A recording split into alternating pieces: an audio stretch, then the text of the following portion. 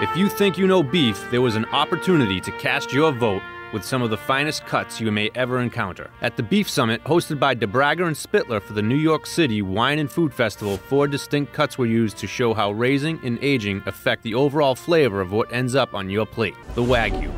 This breed is used in Japan to make Kobe beef, known for a very rich, unctuous flavor. The tall grass, grass-fed, a lean cut of beef, has a minerally yet delicious taste. The Nyman Ranch Certified Angus Dry Age. This beef is dry aged for 28 to 35 days, shrinking the meat but concentrating the flavor. The Certified Wet Age. Maybe the most familiar to your palate, this cut is aged in a bag for 4 weeks. It is very tender and delicious. We take 24 months to fatten an animal in the pasture. Corn can do it in 16 months, 14 to 16 months. And here's what it boils down to. How you raise cattle affects its flavor. Grass-fed cattle eats, well, only grass, and the end result, lean, healthy steaks, rich in flavor. This type of meat makes up about 5% of the nation's beef supply. The Wagyu, on the other hand, is cattle that is fed a diet containing sake and beer. This type of meat has a perfect juxtaposition of fat and muscle, making the beef tender and flavorful. The steak is so marbleized with fat that it is sometimes called white beef. So what is marbleization? It is the key to buying beef.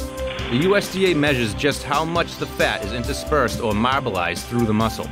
A marbleization scale starts at a grade of 1 and peaks at 12. We tasted an 8 to 9 marble product. Our second flight of tasting was all about aging.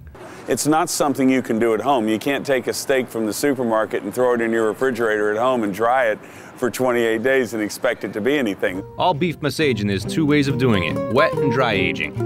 Wet aged beef is what most folks are used to buying at their neighborhood grocery store. It's vacuum packed to retain moisture, and it's more economical, taking less time to age. Dry aged beef, on the other hand, we will take out of the vacuum package, clean it, trim it, weigh it, tag it, scale it, put it on a shelf with air circulation, ventilation, high-speed fans, and we'll keep it there for 28 days, 21 days, 45 days, depending on what our customers want. When beef is dry-aged, moisture evaporates from the muscle, shrinking the beef and concentrating the flavor. And boy, could you tell the difference in our taste test. The dry-aged certified Angus beef had a more distinct, nutty flavor, while the wet-aged cut was nice, tender, but familiar. And which one did our tasters like most?